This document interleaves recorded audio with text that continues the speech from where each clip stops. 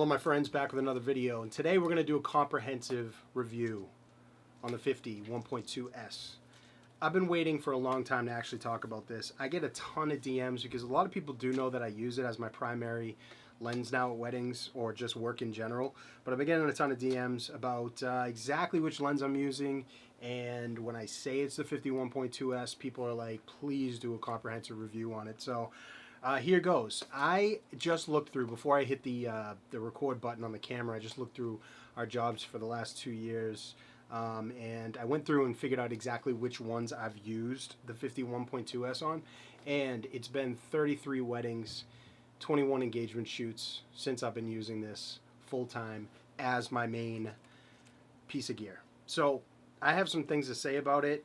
It's going to be a review where I'm not going to talk about like really the tech specs. I don't really care. There's like probably a million videos talking about that. I just want to tell you guys from a practical perspective, somebody using it in a bunch of different situations, how it performs. First thing, let's talk about the price. Very expensive lens, $2,100. I just went and checked. So I mean, if you're going to buy this lens, it's going to be an investment for sure. It's not something that you just want to buy just to have it. It's beautiful. I mean, unless you have a ton of money. If you're just a regular like working professional photographer or just a amateurist that kind of watches his budget, be careful with just buying this unless you're actually going to invest in it, because it's not a lens that you're just going to pick up and automatically fall in love with. I'm telling you, when I first got this lens, I was like, whoa, because I came from the 58 1.4. That was what I used for like so long, and I still love that lens. It's beautiful, and I would recommend that people buy it. I still would, because it's really, really good, and it works great with the adapter on the Z6. But this thing is in a different level. I mean, look at the size of this thing. It's an absolute cannon. It's huge. And when I first got this in my hand, I was like, dude, I don't know if I'm going to be like, because part of our whole thing on a wedding is I like to be, for the most part, as incognito as possible when I'm shooting. I don't like to call a lot of attention to myself, and I'm not that type of photographer that's really just making a show of it. I really kind of want to fade back and only kind of come forward when I need to. But this thing sticks out. I mean, it's huge. It's like a couple of pounds. I mean, you can go on the Nikon website. I don't look at like tech specs, how many spherical elements and like what coatings it has. I literally buy something, I use it, and I figure out if I like it or not and if I want to keep it. So I don't know exactly how much it weighs, but it's heavy as hell. It fits perfectly onto the Z6.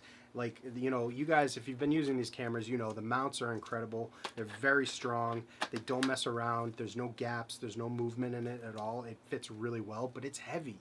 I mean, it's a beast. Thing's freaking huge. So when I first got this thing, I was like, oh, I don't know about a wedding. I'll try it. And it took me a little while to get into it and fall in love with it. And not just because of the actual weight difference. You know, if you're using a 58 1.4, that's like, you know, it's a thin lens. It's only like maybe that wide. Sticks off your camera about that much. And so as I was getting into it, I got a little more comfortable with the feeling of the camera, or the lens on the camera, and then I started getting used to where the sweet spots were for this thing. So I want to go over autofocus, image quality, using it for like close-up more, like it's not a macro lens, but how it, you know, when we use for detail shots or ring shots or something like that, I was going to go over with you guys. The benefits of the 1.2, I'm going to talk a lot about that, and the blend of the sharpness, but it's really kind of in the middle of really sharp but not too over sharp. I'll explain what I mean by that. So let's talk about the autofocus first. I use this thing in auto area autofocus, which is the 3D tracking mostly. I use that pretty much 99% of the time, unless I'm super dark on the dance floor. I use a different mode. You guys can go back through my videos and see exactly what I use for that. But I use the 3D tracking box like 99% of the time. This thing never ever misses a shot, and I shoot at 1.2 pretty much all day long. I mean, unless there's a specific reason why I need to stop down, I'm at 1.2 all day long. The Z6 II it goes up to 1/8,000th of a shutter speed, so I really don't have a problem with light, even if I'm shooting during the day.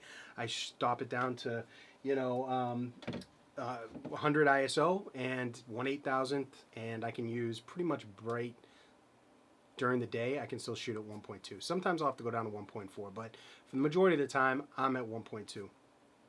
It's always sharp. It's always bang on. That 3D tracking mode on the, you guys have seen my videos on Z6 autofocus. That 3D tracking mode is unbelievable because you can just turn the box on, grab something, and it tracks and moves around. I use that even more than I use the eye autofocus. It's just, you can shoot it with this lens at 1.2, and really no matter, unless you're doing something, you're really filling the frame. Unless you're really close up to somebody, you might have to switch into a, like the pinpoint autofocus if you want to get a specific area. But for the majority of the day, I really never switch out of the 3D tracking unless I'm actually on the dance floor. And I don't miss shots. It's always sharp. It's always in focus. It always tracks well. I use it for the intros coming down the aisle. I use it for, the reception intros where people are running around doing crazy stuff, getting announced.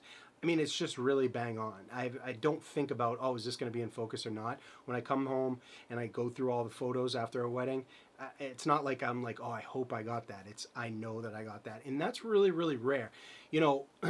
One thing I can say with a few other lenses I use, mainly the 7200 FL. Okay, not to get too far off track, but the FL version, sometimes I would be a little, when I was using that for portraits, sometimes I would be a little bit kind of like nervous that I didn't get it. I would overshoot with it because sometimes I would miss every once in a while. And I'm not dogging on that lens. It's great, and I definitely would recommend, but recommend people buy it. But still, I had a little bit of a feeling like I wasn't totally confident. It's the exact opposite with the 51.2S. I know that I'm going to get everything in focus.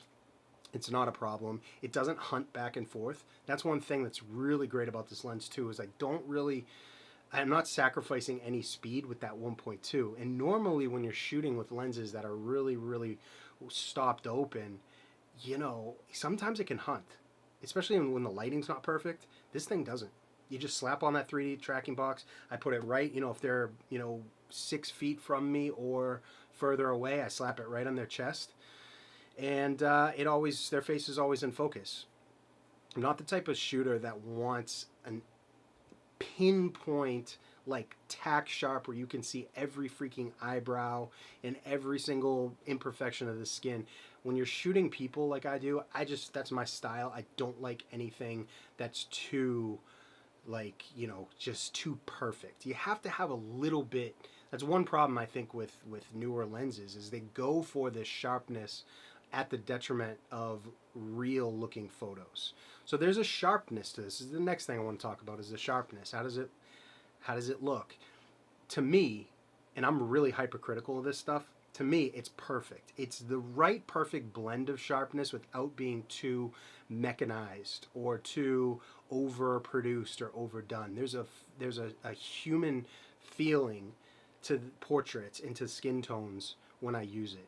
It's just not overly done, but it still would never ever, no one would ever look at a photo that I took with this and said, oh, that's not sharp or that's not in focus, unless it was intentional. But it's always enough without going overboard, if you know what I mean. And that's one thing with the Sigma art lenses, is sometimes when I was using those years ago, those are great lenses too, but I would focus on something, and the thing that I focused on was just a little too sharp. It looked a little bit too overprocessed and overdone, and for me it kind of removed the feeling. But I don't get that with this lens. It's very a humanistic type touch, so I think that's something to point out. It's a very sharp lens, but it's not overdone. Nikon found like this sweet spot, and the fall off is really beautiful too, from the focused areas to the out of focus. Probably everybody wants to know about the bokeh. That's, a hot topic with lenses like this, especially 1.2. It's beautiful. I mean, Nikon that's their thing. They make beautiful lenses. We don't have to go too far into that. It's not like a Petzval lens swirly, effect. It's just beautiful. Like, you just look at it and you're like, man, that's a nice photo. Like, the background falls off perfectly. It's super easy if you need to spot remove things from the background. It's super easy to get rid of that stuff just because it is so kind of buttery and out of focus. And the fall off looks very natural. Okay, so it's a good blend between sharpness, real life, background blur, and tying the whole photo together. It's just a great lens. It's, part of my whole philosophy with gear and showing up to a job now is I don't want to worry about the technicals. I don't want to worry about, like, a million different technical things I have to think about. I want all that stuff done for me. I literally just want to turn on my camera, have it go, and just me come up with the ideas for the composition and pay attention to the light in my couples and what's going on. So technically it's perfect and something that I don't have to worry about. Let's talk about the macro. It's not a macro lens, like I said, but a lot of times at a wedding we have to get close up. We got to shoot things that are kind of macro-esque. Rings, I find that it can focus from about 12 inches away. So if you're gonna shoot rings and stuff like that, it's not gonna fill the frame for sure, but it's enough to where you could get a nice ring shot or a nice detail shot and just crop it in.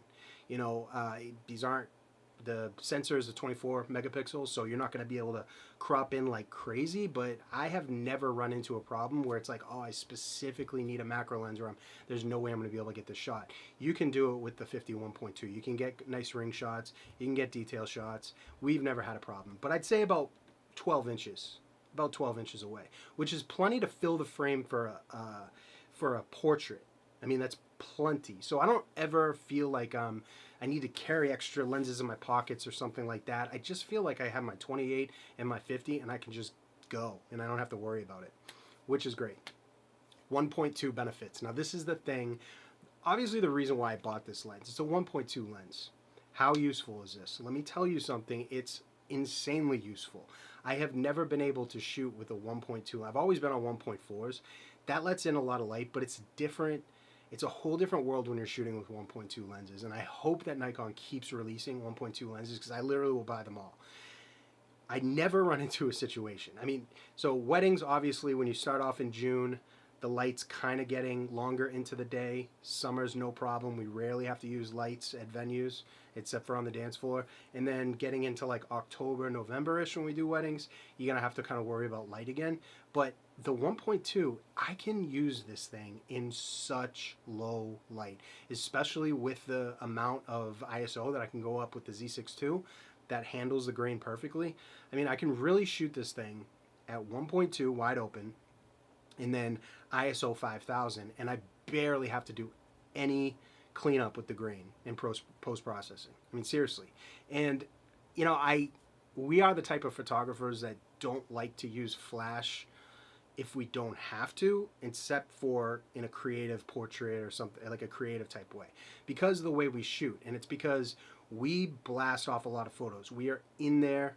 We are not the type of photographers that stand from the outside and just shoot one or two and then just that's it. We're like in there. We're on the dance floor. We're close to people. We're moving around a lot. And, we find that, and it's just our personal preference, we find that if you have light blasting off of a flash just constantly with shooting a ton of photos, it can get kind of distracting and kind of, get the guests to notice you instead of what's going on. So we'll hold off on using flash, obviously, as long as we can get quality photos. And with the 1.2, we're pushed back so far into the night. I mean, we really are.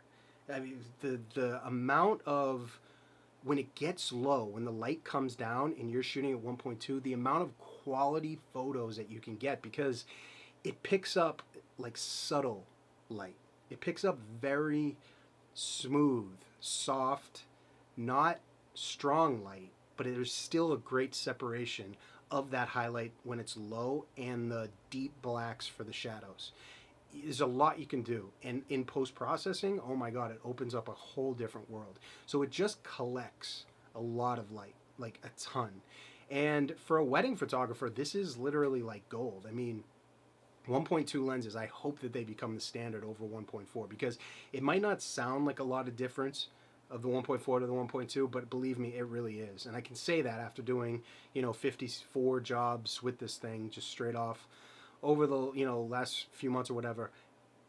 It's made a huge difference. And I will not go to a new main portrait lens unless it's another 1.2. I just won't. It's beautiful. So basically that's what I wanted to talk about. The autofocus is bang on, the image quality, the 1.2 benefits, shooting close up.